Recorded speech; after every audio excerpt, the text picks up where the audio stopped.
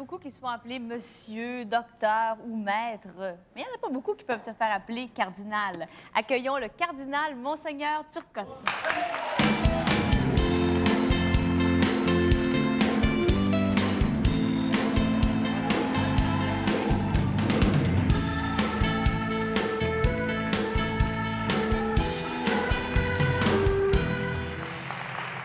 Bonsoir, monsieur. Bonsoir. Monsieur le cardinal, on peut vous appeler comme ça, monsieur le cardinal? Ah, vous m'appelez comme vous voulez. OK. Non, mais est-ce qu'il faut vous appeler Monseigneur ou monsieur le cardinal? Ça n'a pas d'importance OK. pour moi. Vous pouvez choisir ce que vous voulez. Donc, monsieur le cardinal. Avant, j'étais Monseigneur, là, je suis devenu Monsieur, là. Ah, vous avez mis Monseigneur? Ben non, ça me dérange OK, bien, pas. Monseigneur. Non, mais monsieur avec cardinal, monsieur le cardinal, non? Oui, normalement, c'est ça, c'est Monsieur le Cardinal. Monsieur le cardinal, Ouais. c'est la norme. D'accord. Alors, monsieur le cardinal, est-ce que vous aviez un plan de carrière? Vous, quand vous étiez jeune, est-ce que vous vous êtes dit, là, je vais devenir prêtre, après ça, vicaire, après ça, évêque, puis je vais finir pape? Ah non, pas du tout. Pas du tout. D'abord, c'est pas un métier où on se fait un plan de carrière bien fort. Mais non, je vous avoue, moi, j'ai fait un prêtre parce que je voulais surtout m'occuper des gens plus pauvres, des gens délaissés. J'ai eu la chance de connaître ce monde-là dans ma jeunesse et j'ai toujours aimé les gens qui étaient défavorisés, qui étaient des gens fort intelligents, mais qui n'avaient pas eu souvent la chance de s'instruire.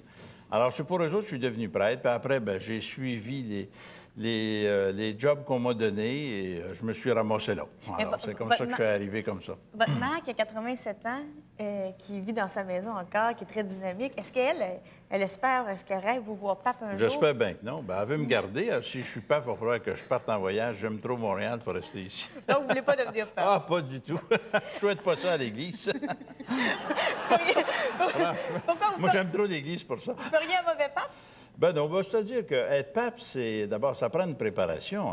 Il faut parler bien des langues. Moi, je parle le français, je baragouine l'anglais, puis ça s'arrête un peu là. Alors, avec le pape qu'on a, pour ça, qui parle à peu près 25 langues, je pense. Et surtout, il faut avoir eu une préparation, ce que j'appellerais, au travail international. Moi, j'ai toujours été à Montréal. Je suis venu au monde à Montréal et j'ai toujours travaillé à Montréal. J'espère bien mourir parce que Montréal, c'est ma ville et j'aime beaucoup Montréal. Donc, vous ne voulez pas, pas du tout. vous exiler à Rome. Mais est-ce que vous trouvez que Jean-Paul II, des fois, il est un peu vieux jeu, parce qu'il est contre la contraception, le mariage des prêtres, les femmes prêtres? Bien, je vais peut-être vous étonner, mais attendez-vous que le prochain soit pareil. C'est pas... Vous savez, on pense souvent que le pape, il est détenteur de la doctrine. C'est pas vrai.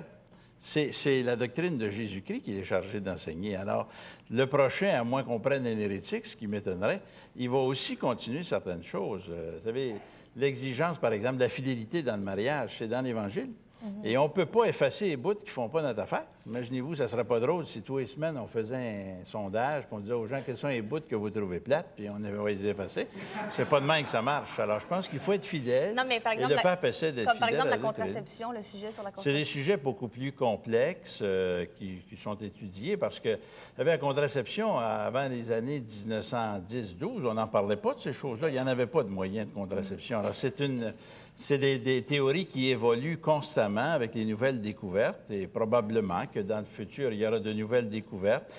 La doctrine de l'Église, elle n'est pas contre le fait que les gens aient les enfants qu'ils sont capables d'élever. Je pense que l'Église était une des premières institutions qui a parlé de ce qu'on appelle la parenté responsable. Donc, on est les enfants qu'on est capable d'élever. Je pense que c'est le conseil qui est donné. On a souvent mal compris ces façons de faire. Sauf que l'Église est pour le respect de la nature, des lois naturelles. Et vous savez, peut-être qu'elle ne se trompe pas tant que ça. Vous savez, l'écologie, par exemple, les gens n'ont pas respecté la nature. Dieu sait si aujourd'hui on a des problèmes avec ça. Alors peut-être que demain, la nature humaine, si on ne la respecte pas, on va peut-être avoir des problèmes aussi. Mais comme disait ma grand-mère... Votre grand-mère disait des choses Oui, aussi. ma grand-mère Moi, c'est mon grand-père, moi. on peut y faire dire ce qu'on veut, hein? Ils sont plus là. Tout à fait. Mais ma grand-mère me disait sérieusement, on me disait qu'il ne fallait pas empêcher la famille. Oui. Ben, À l'époque, évidemment, c'est qu'il n'y avait pas de moyens. Les moyens qui étaient utilisés n'étaient pas des moyens qui étaient très, très élégants. Alors, aujourd'hui, il y a eu beaucoup de progrès dans les médications et puis tout ça. Je pense que c'est beaucoup plus complexe aujourd'hui que ça ne l'était dans le temps de votre grand-mère.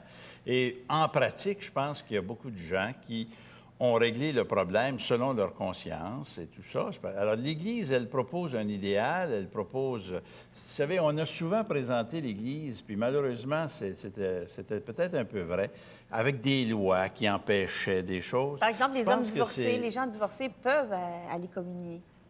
Non, je pense que, écoutez, là-dessus, ça va dépendre. Vous savez, le divorce, c'est une chose qui n'est pas acceptée par l'Église, parce que là aussi, c'est dans l'Évangile. Il y a des bouts d'Évangile qui sont tachalants. On ne peut pas les effacer. Bien, c'est la fidélité. C'est le Christ qui a dit que l'homme ne sépare pas ce que Dieu a uni. Alors, quand on s'est unis devant Dieu, maintenant, il y a des cas où des personnes se sont mariées et la validité de leur mariage n'est pas reconnue. Enfin, on reconnaît après ça et à ce moment-là, ils peuvent recommencer leur vie.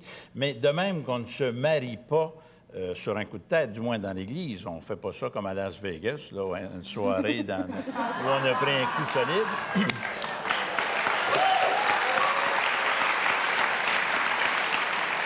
Alors, dans l'Église, on prend le mariage au sérieux. Il y a une enquête qui est faite. Alors, ça ne peut pas se défaire comme ça en Saint-Saëns. Alors, il y a des moyens sérieux d'étudier ces situations-là. Et c'est ce qui se fait au tribunal. On étudie près de 400 cas par année, chaque année. Puis êtes-vous en faveur du mariage des prêtres? Du mariage des prêtres, il faut s'entendre. Je ne peux pas dire s'entendre. qu'il faut qu'ils se marient à Las Vegas. Là, mais Vous savez, pendant longtemps, les prêtres étaient des hommes mariés.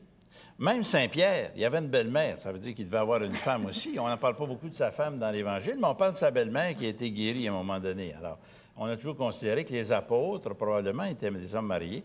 Alors, il est possible qu'un jour, on change la discipline et qu'on permette que des hommes mariés deviennent prêtres. Ça existe d'ailleurs, vous le savez peut-être, dans des rites qui sont catholiques, mais qui sont autres que latins.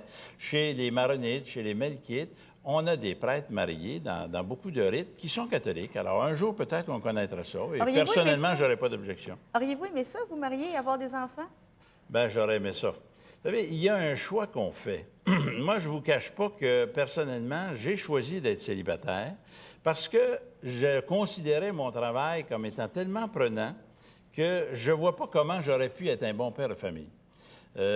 Pour moi, en tout cas, un père de famille, c'est quelqu'un qui a un rôle très important.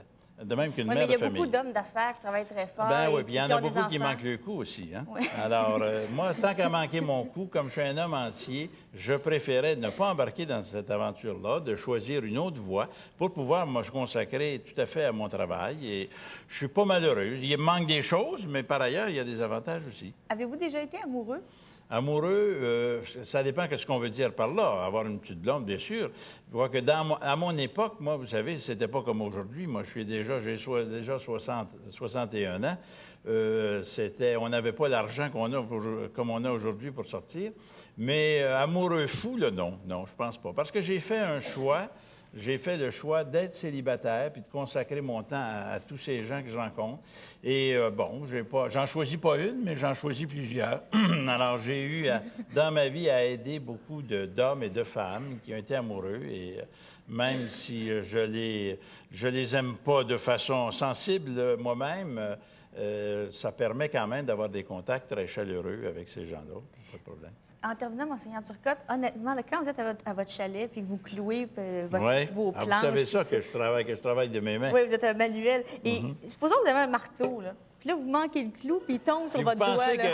Vous pensez que je vais faire comme l'autre qui utilisait tantôt mes outils de travail dans son dialogue? Non, j'avoue que je vais me fâcher, mais je ne dirai pas les gros mots auxquels vous pensez. Non, mais c'est quoi votre petit juron, vous?